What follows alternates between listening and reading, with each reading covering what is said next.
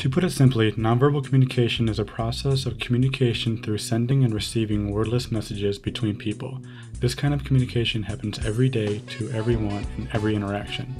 Nonverbal communication can be purposeful or accidental.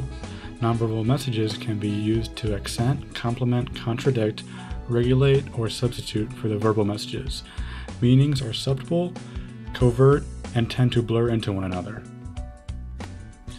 Nonverbal communication is important to virtually everyone. The majority of meaning in messages is conveyed nonverbally. In order to be a competent communicator, there are a number of different elements to nonverbal communication that one needs to be familiar with. First, there are facial expressions, which are variations of facial muscles that convey perceptual stimuli to listeners. The face is the most important source of nonverbal cues. Categories of facial expressions include disgust, happiness, interest, sadness, content, surprise, anger, fear, hate, and terror, and many, many others. Secondly, there is eye contact, which is the visual interaction with the eyes of the listeners. In America, displaying appropriate eye contact conveys honesty and respect. There are many functions that eyes serve. The attention function is indicated by mutual gazing. The regulatory function indicates when a conversation is to begin or stop. Power function is when a leader stares at its audience. The affection function indicates positive and negative emotions, and the impression formation function is experienced when two people meet for the first time.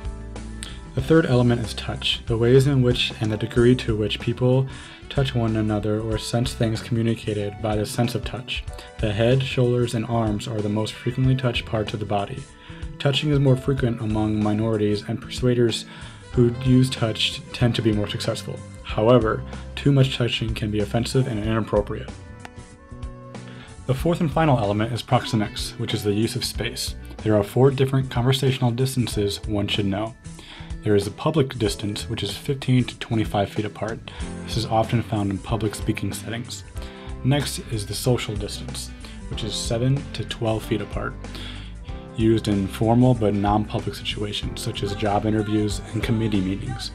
Then comes personal distance, which is 3.5 to 4 feet apart. Communication is less structured and both parties are relaxed when interacting with one another. Finally, there is the intimate distance, which is 6 to 18 inches. These involved intimate and other secretive conversation. So there you have it. With this insight on nonverbal communication, you are on your way to becoming a better communicator.